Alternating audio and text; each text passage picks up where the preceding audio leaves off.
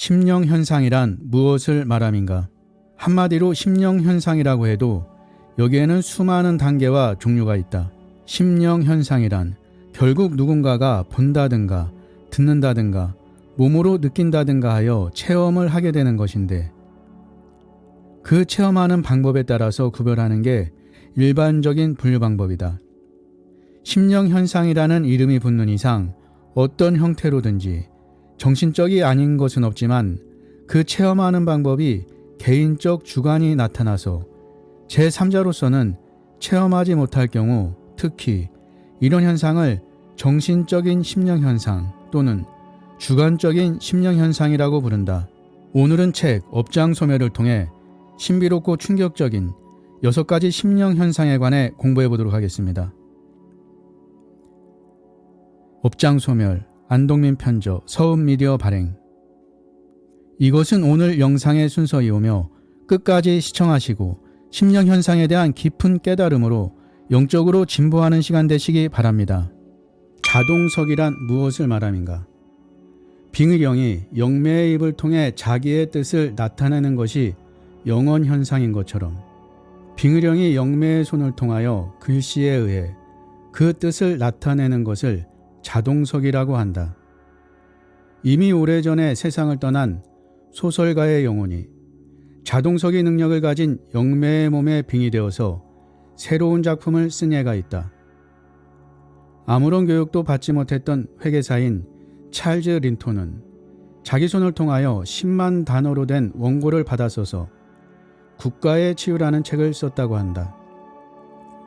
14살 먹은 프랑스인 소녀는 자동석이로 잔 다크의 생애와 루이 11세의 고백이라는 책을 썼다. 영국의 유명한 소설가였던 찰스 디킨스가 미완성으로 세상을 떠난 그의 마지막 소설인 에드윈 도르도의 수수께끼의 나머지 부분은 미국 버몬드주 보렛포린에 사는 교육을 받지 못한 공원인 T.P. 제임스가 자동석에 의하여 1872년 디킨스가 죽은 지 2년 뒤 크리스마스 날부터 시작해서 다음해 7월 8일, 즉 그의 죽은 날까지 완성이 되었던 것이다. 이 자동석이로 써진 부분은 디킨스가 생존 시 쓴 부분보다도 길고 생각하는 방식, 글씨 쓰는 버릇까지 놀랄 만큼 같았다. 디킨스가 생전에 쓴 원고의 나중에 써진 부분은 디킨스의 영의 지시에 의하여 1874년 제임스에 의해 정기의 제목으로 출판이 되었는데, 이 사실을 모르는 후세의 일반 독자나 영문학 연구가들은 전편이 디킨스의 작품인 줄 알고 있는 것이다.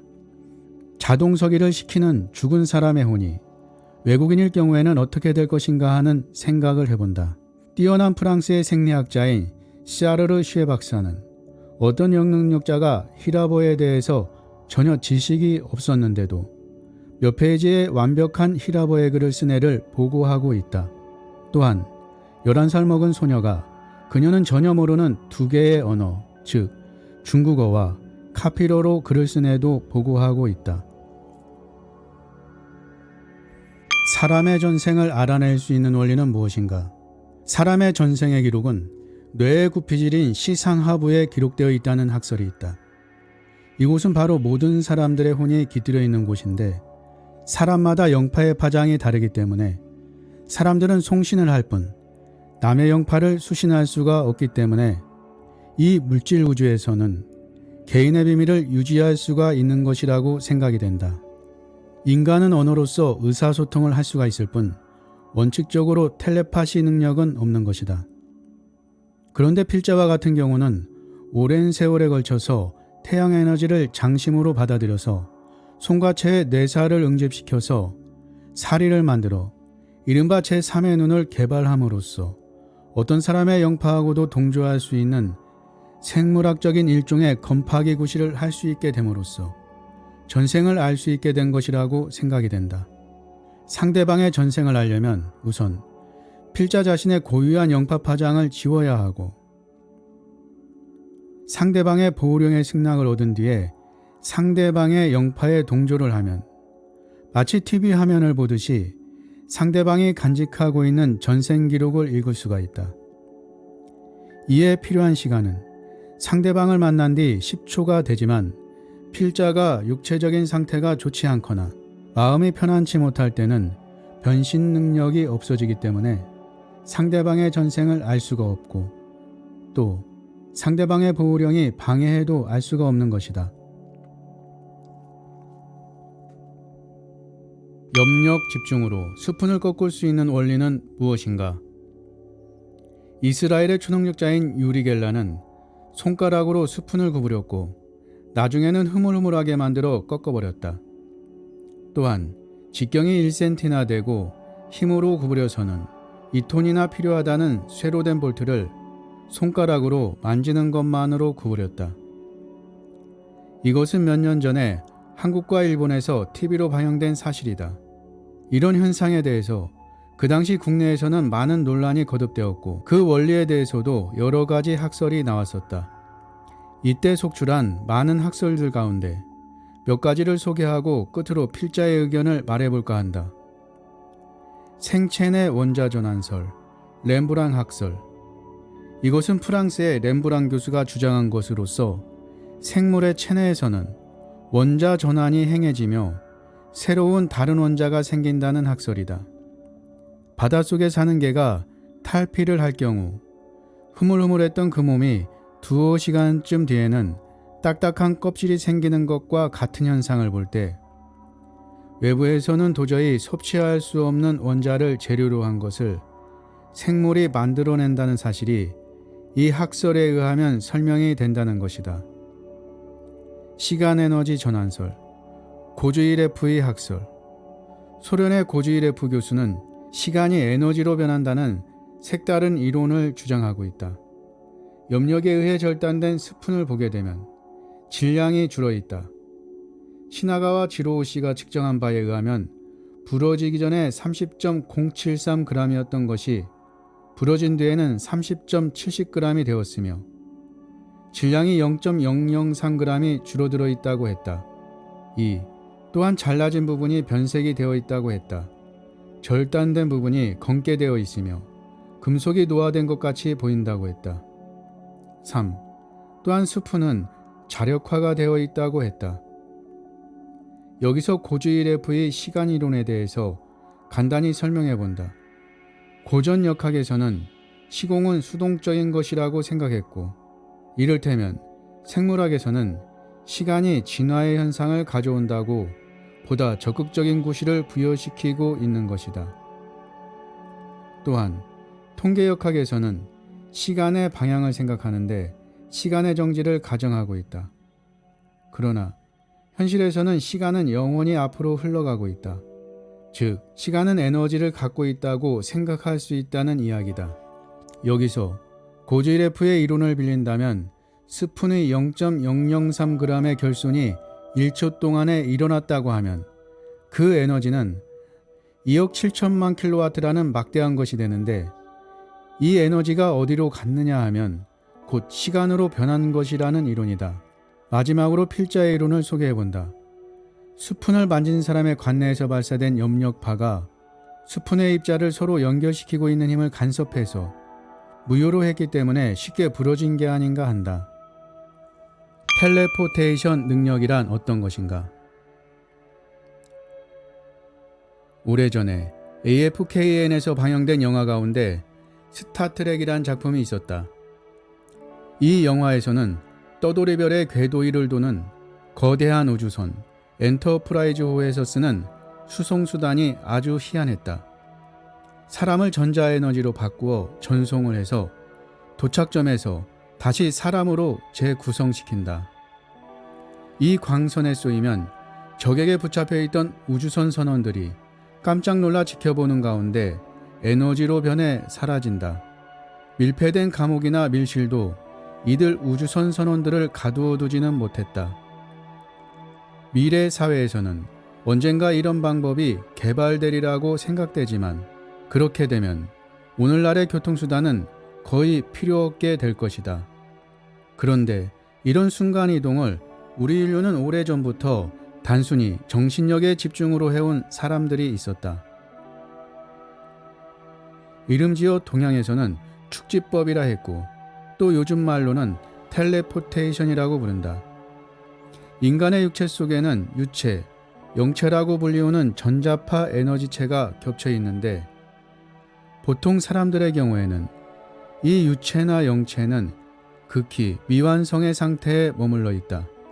그런데 세상에는 타고날 때부터 이 유체나 영체가 비상하게 발달된 사람들이 덜어 있고 요가나 밀교의 특수한 수련법에 의해 후천적으로 이 유체와 영체를 극도로 발달시켜서 완전히 육체를 지배하게 되면 본인의 강력한 뜻에 의해 육체가 에너지체로 바뀔 수가 있는 것이다.